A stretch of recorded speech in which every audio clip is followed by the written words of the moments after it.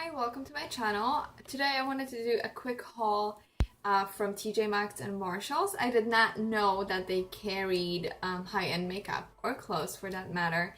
I went to a T.j.Maxx in like a more upscale location the other day and I found some really interesting stuff that I didn't know that they carried. I also tried some designer clothes, which was weird. Some gowns and stuff like that they had. They were still expensive on sale for $300 and so on, but I found some cool makeup that I wouldn't normally buy for a full price, so I feel like I got a pretty good steal. The only thing that I'm not sure if it's real, I mean it looks real and it was brand new, unused. Some of the items were swatched in the stores, so I obviously took the ones that were not. So yeah, I'm gonna start with my first item. The first two items that I got are from Marshalls, and the first one is Elizabeth Arden Advanced Lip Fix Cream. It looks like this.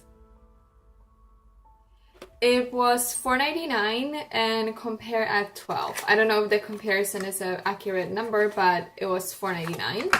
And it comes in a little tube like this. I already used it a few times.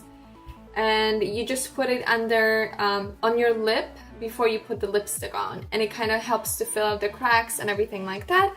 And I've used it with a matte lip and it works. So I do like it. It's like a weird consistency, kind of. It says that it's supposed to like lock the moisture in, and when you put it on you kind of feel like this layer of something. But I guess it's doing what it's supposed to do, so I wasn't mad at that. And the second thing that I bought from Marshalls is the Stila Aqua Glow Watercolor Blush and the color Water Blossom. So that's how the box looks, and that's the color of it. And that was $10.99 compared at $20. Again, I don't know if it's the right thing or not.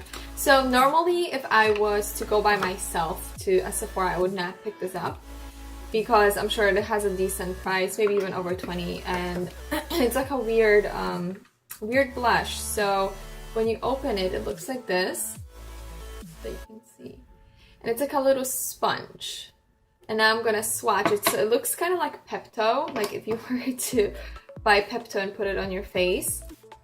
But once you start blending it in, and this is gonna be like a heavier swatch, you can blend it out more. It looks like that. So I do like the color, and I did wear it once. It wore really nice. I blended it more than this. And that day I did like a cream contour on my face and everything was cream. So this kind of helped out. So this is how it looks when it's fully blended out. And I think it looks really pretty. I wouldn't pick that up on my own if I was, let's say, at Sephora or any other store that carries Stila, because I just think that the color would not, you know, like I wasn't drawn to the color if I had other options. But since that was at Marshalls, that was like the only thing that they had, I kind of just wanted to try it because I never tried it. So I figured $11 is not that much.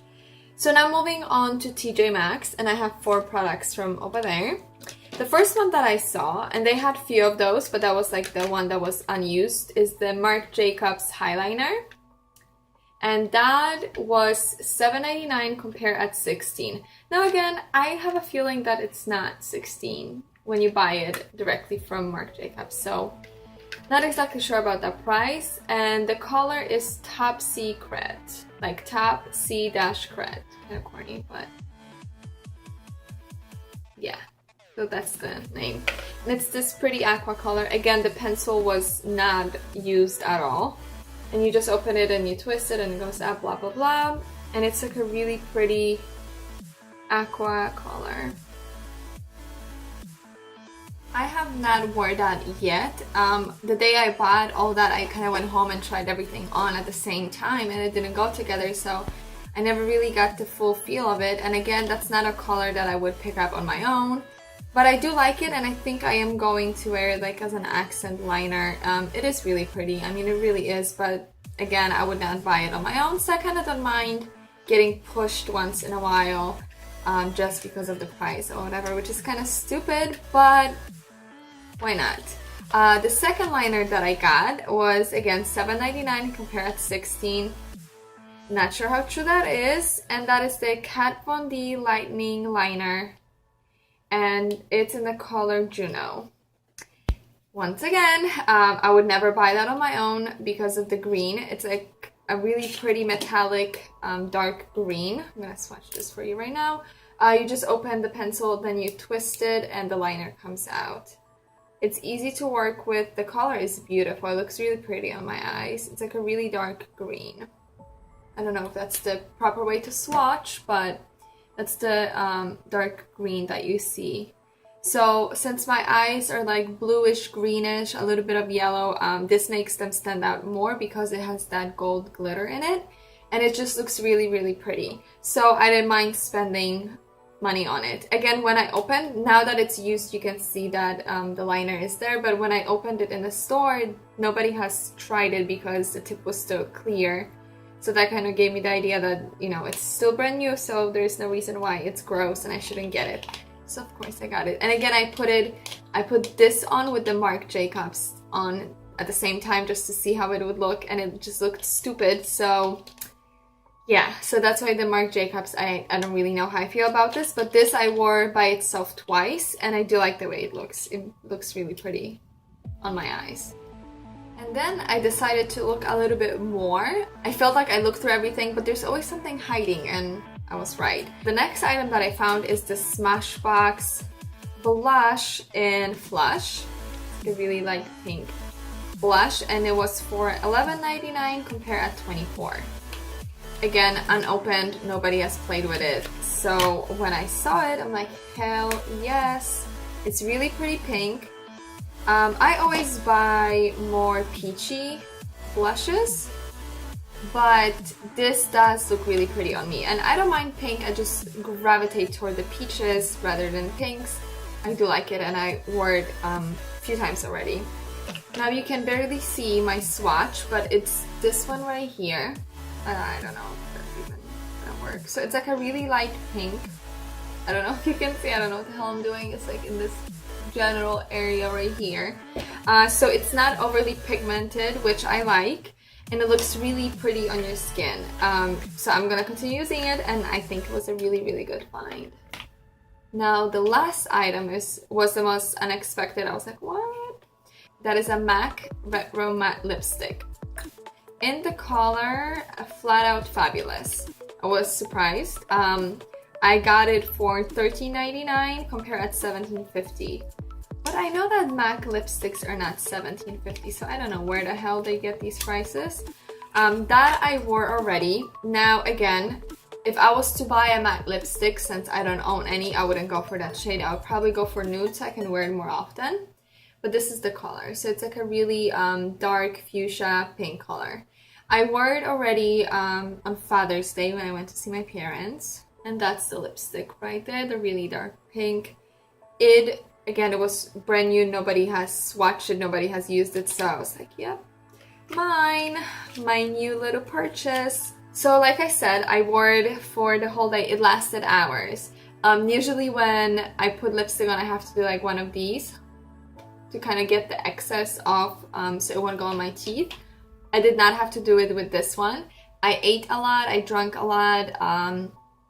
I was talking a lot and doing everything to get the lipstick off, and it didn't come off for hours.